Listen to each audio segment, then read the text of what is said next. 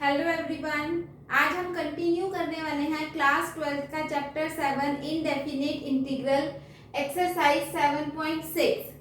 इससे पहले हम 5 एक्सरसाइज कंप्लीट कर चुके हैं जिसमें हमने क्या कुछ किया है एक छोटा सा रिवीजन ले लेते हैं जल्दी से। सबसे पहले हमने कुछ फार्मूले किए, उन फार्मूलों पे बेस्ड हमारे पास क्वेश्चंस थे। उसके बाद हमने सीखा इंटीग्रेशन बाय सब्स्टिट्यूशन, कुछ सब्स्टिट्यूट करते थे जिसका डेरिवेटिव वहाँ प्रेजेंट होता था और इंटीग्रेशन कर लेते थे। इसके बाद हमने कुछ ट्रिग्नोमेट्रिक आइडेंटिटीज की हेल्प से इंटीग्रेशन सॉल्व किए। आफ्टर देन हमने पार्शियल फ्रैक्शन सीखा कि कैसे हम पार्शियल फ्रैक्शन करके किसी का इंटीग्रेशन सॉल्व कर सकते हैं। और अब हम एक नए तरीके का इंटीग्रेशन सीखने वाले हैं, इंटीग्रेशन बाय पार्ट्स। इंटीग्रेशन करने की बस मेरे पास यही मेथड है, या तो वो डायरेक्ट फॉर्मूले की हेल्प से हो जाएगा, ठीक है, या फिर सब्स्टिट्यूट होके सब्स्टिट्यूशन से होगा, या फिर किससे होगा, पार्शियल फ्रैक्शन से, या फिर किससे होगा, बाय पार्ट्स से। तो अब हमें ये देखना है कि बाय पार्ट्स से किस तरह के क्वेश्चन का इंटीग्रेशन मैं सॉल्व कर सकती हूँ। तो बहुत आसान है उस क्वेश्चन को पहचानना कि जब कभी भी मुझे दो फंक्शन मल्टीप्लाई में मिल जाए, जैसे x के साथ sin x मेरे पास एक फंक्शन है, कैसा फंक्शन है, अलजेब्राइक फंक्शन है। x कैसा फंक्शन है, अलजेब्राइक फंक्शन है, ठीक है, जो पॉलिनोमियल टाइप के फंक्शन होते हैं, you can say that x कैसा फंक्शन है, अलजेब्राइक फंक्शन, और sin x कैसा फंक्शन है, ट्रिग्नोमेट्रिक फंक्शन। यानी कि जब दो फंक्शन आपस में मल्टीप्लाई हो रहे हैं, प्रोडक्ट मल्टीप्लाई हो रहे हैं और हमें उसका इंटीग्रेशन करना हो तो उसको हम बाय पार्ट्स से सॉल्व करते हैं, ठीक है। तो बाय पार्ट्स का रूल क्या है, रूल मैंने लिखा है, रूल है कि इंटीग्रेशन अगर मुझे करना है, ये एक फर्स्ट फंक्शन और ये सेकंड फंक्शन, दो फंक्शन है, first multiply second function dx।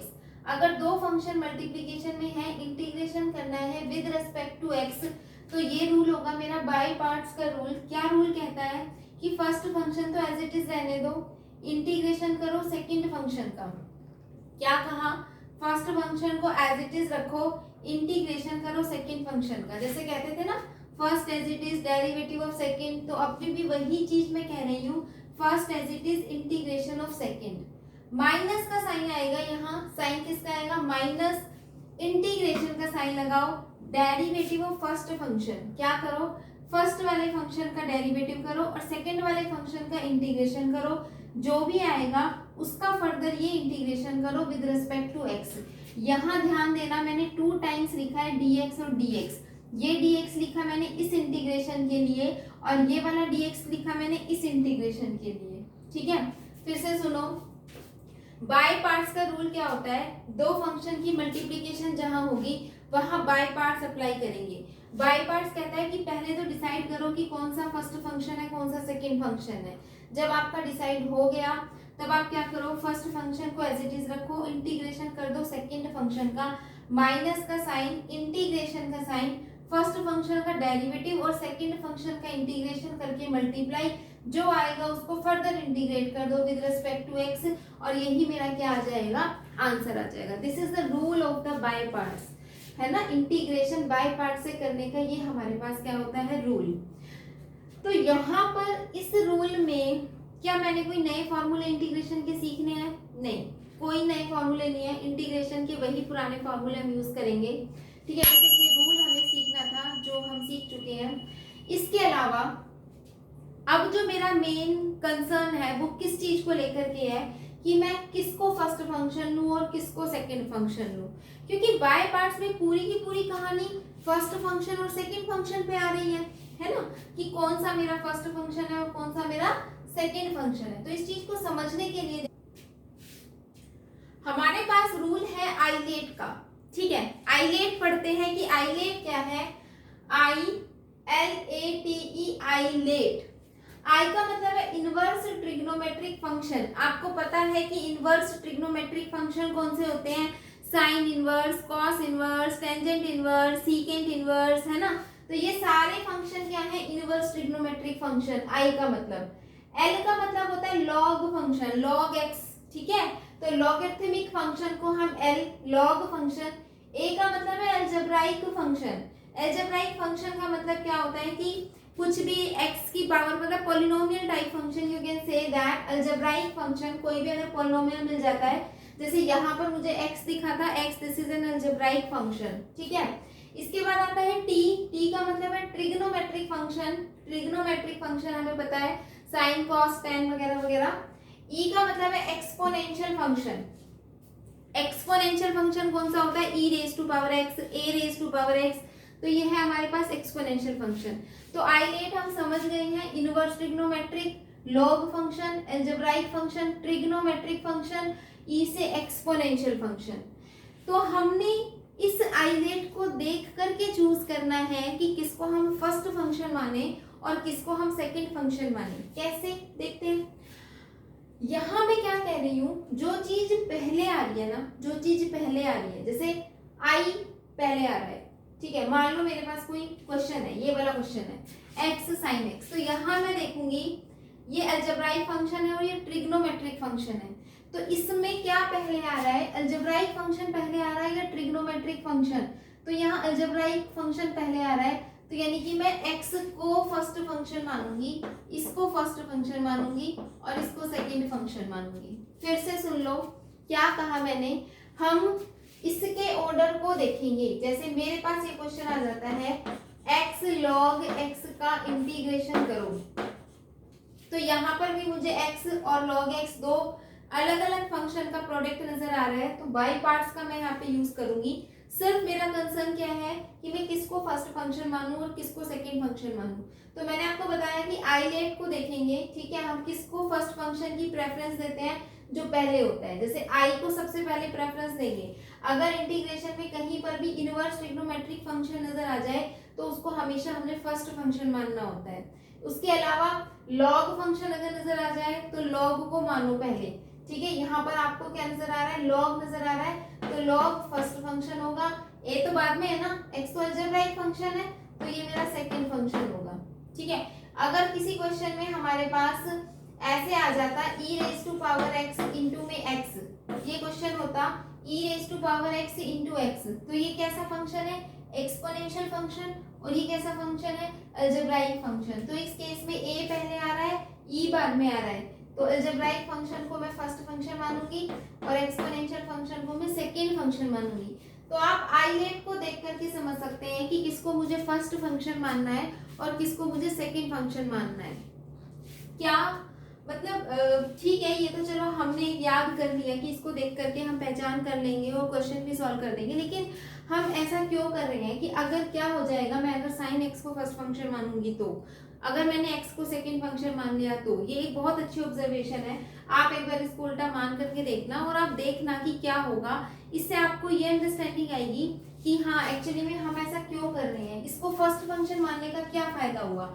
एक छोटा सा मैं हिंट भी दूंगी, ठीक है, आप खुद से सोचोगे, आपको बहुत अच्छा लगेगा अगर आप इस चीज को समझोगे। तो x मेरे पास में फर्स्ट फंक्शन है, यहाँ पर फर्स्ट फंक्शन का मुझे डेरिवेटिव करना है, और अगर मैंने फर्स्ट फंक्शन यानी कि x का डेरिवेटिव करूंगी तो x हट जाएगा, ठीक है। यहाँ पर x का डेरिवेटिव 1 ना, तो वो एलिमिनेट हो जाएगा।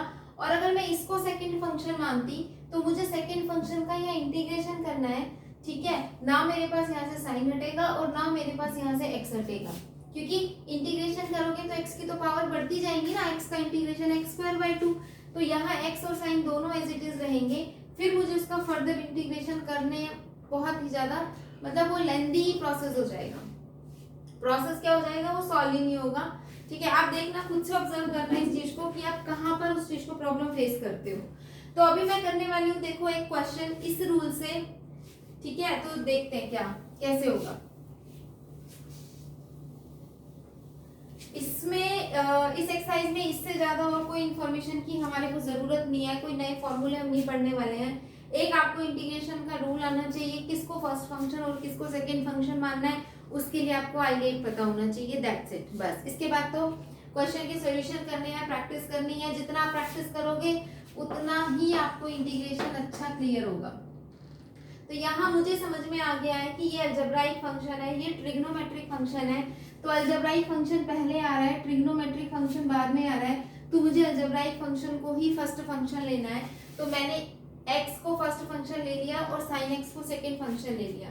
Now I want to integrate it, तो कैसे करेंगे, first function as it is है ना, तो x as it is integration of second function, और सेकंड फंक्शन है sin x और dx, माइनस का साइन था, integration derivative of first function यानी कि d upon dx of first function into integration of second function यानी कि sin x का इंटीग्रेशन dx, और ये पूरा dx भी आएगा, ये पूरा dx किसका है, इस इंटीग्रेशन के लिए, ठीक है, यू कैन से दैट कि ये वाला पूरे के आगे dx, ठीक। तो अब हम इसको सॉल्व कर लेते हैं। देखो x sin x का इंटीग्रेशन होता है माइनस cos x। अब फॉर्मूले तो देखो आपको पहले वाले सारे याद होने ही चाहिए, ऐसा पॉसिबल नहीं हो सकता है कि पिछली 5 एक्सरसाइज आपने की नहीं और आप सीधा यहाँ पे जंप कर रहे हो, ठीक है ना। तो आप पिछली वीडियोस देखने के बाद आप ये सब काम करोगे, क्योंकि ये फॉर्मूले, ये इंटीग्रेशन हम वही करेंगे जो हम पहले करके आए हैं, ठीक है। तो sin x का मैंने इंटीग्रेशन कर दिया, that is minus cos x, यहाँ पर माइनस का साइन है, इंटीग्रेशन का साइन, डेरिवेटिव में इसका करूंगी तो 1 आएगा, और इसका इंटीग्रेशन हम करेंगे तो आ जाएगा माइनस cos x और ये वाला dx, ठीक है। अब ये एक ही dx बचा है क्योंकि मैं इसको इंटीग्रेट कर चुकी हूँ। अब यहाँ हो जाएगा माइनस x cos x, ये माइनस जब इंटीग्रेशन से बाहर जाएगा तो प्लस हो जाएगा, और cos x का इंटीग्रेशन होता है sin x। हो गया पूरा इंटीग्रेशन, लास्ट में कांस्टेंट को ऐड कर देंगे और यही मेरे पास क्या होगा, आंसर। तो आपने देखा कि क्वेश्चन में एक्चुअली कुछ भी है नहीं। अगर आपको पिछली सभी एक्सरसाइज, सभी फॉर्मूले आपको अगर इंटीग्रेशन के आते हैं, आपको बाय पार्ट्स का रूल पता है, आपको ये समझ में आ गया किसको फर्स्ट किसको सेकंड फंक्शन लेना है, उसके बाद क्वेश्चन में कुछ नहीं करना, सिर्फ और सिर्फ कैलकुलेशन वर्क है। किसी में कैलकुलेशन ज्यादा हो सकती है, किसी क्वेश्चन में कैलकुलेशन कम हो सकती है, बस, ठीक है। तो देखते हैं अभी कुछ और क्वेश्चंस करते हैं। तो नेक्स्ट हमारे पास क्वेश्चन है x sin 3x। Next question solve करते हैं।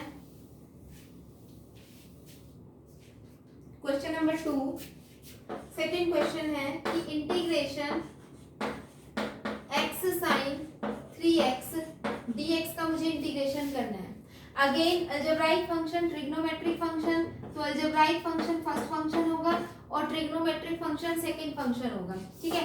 तो हम सॉल्यूशन स्टार्ट करते हैं। First function as it is integration of second function minus integration derivative of first function and integration of second function, और एक और dx लगाना नहीं भूलना। यहाँ ये चीजें ना बच्चे भूल जाते हैं, छोड़ देते हैं, क्योंकि उनको लगता है कि इसकी कोई वैल्यू नहीं है। मैं बार बार आपको बताती हूँ, मैथमेटिक्स में छोटी छोटी चीजों की भी वैल्यू होती है। अगर आपने साइन लिख दिया और थीटा लगाना भूल गए तो वो गलत है, क्योंकि खाली साइन कुछ नहीं होता मैथ्स में बिना थीटा के साइन कुछ होता ही नहीं है।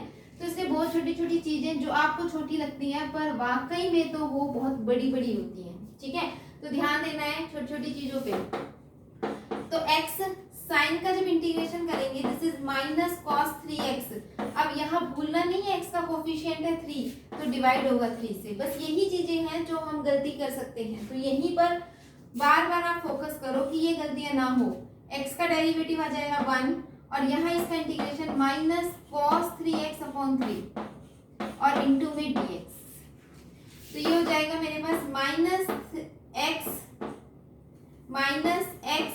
cos 3x अपॉन 3, ये माइनस बाहर आ जाएगा तो प्लस 1/3। अब इंटीग्रेशन cos 3x का मैं सीधा लिख रही हूँ sin 3x और अपॉन में 3, प्लस में कांस्टेंट ऐड हो जाएगा, ये वाला 3 इस 3 से मल्टीप्लाई होकर के आपको 9 देगा, और यही मेरे पास इसका क्या आ जाएगा, आंसर आ जाएगा, ठीक है। देखते हैं next question number 3।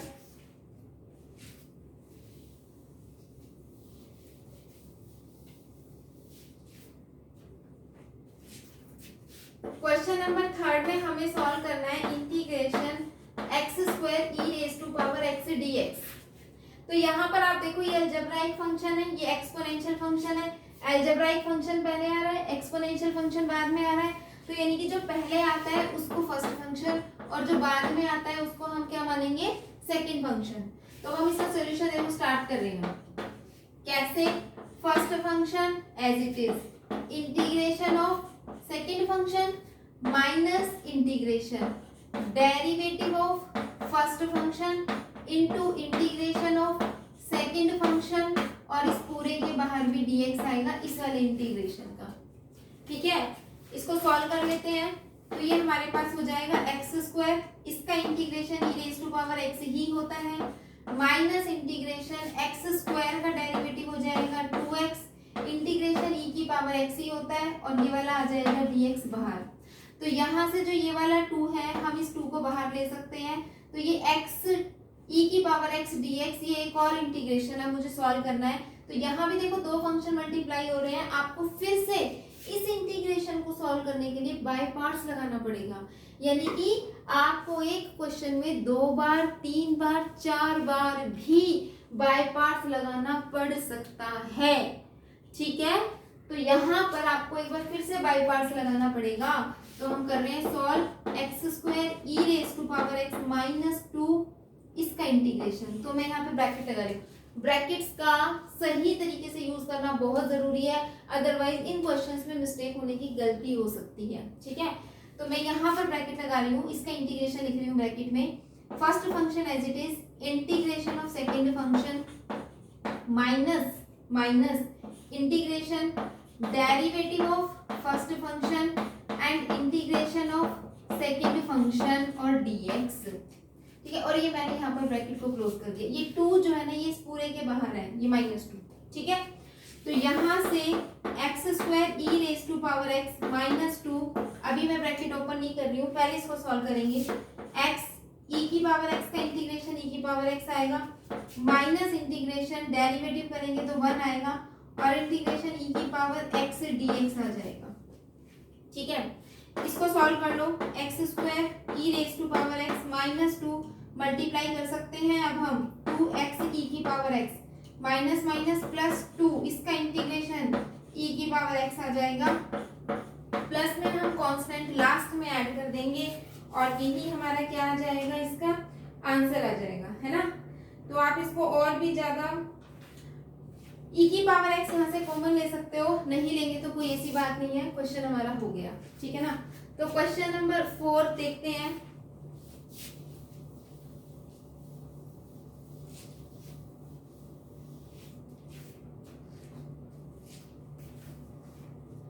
Fourth question में क्या है, integration x log x dx।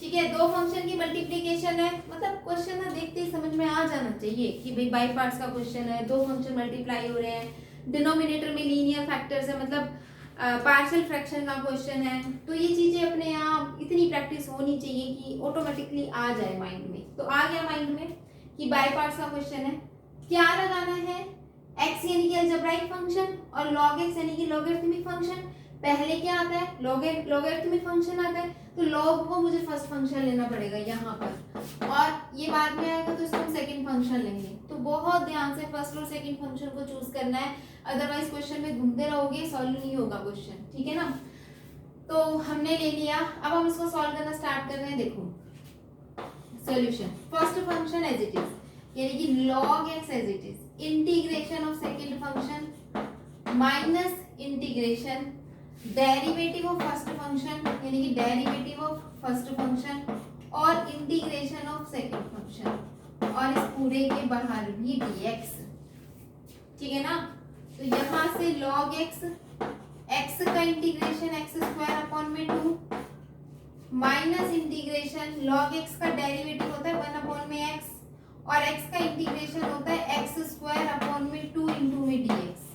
तो ये x से एक पावर कट जाएगी, तो यहाँ बच गया x स्क्वायर इंटू में log x अपॉन 2 माइनस 1/2 बाहर आ जाएगा, इंटीग्रेशन x का करेंगे तो x स्क्वायर अपॉन में 2, और लास्ट में कांस्टेंट को ऐड कर देना, तो x square log x upon 2 minus x square upon 4 plus constant c add कर देंगे, दिस इज द आंसर। तो ये हमारे पास क्या आ गया, इसका आंसर आ गया क्वेश्चन नंबर 4।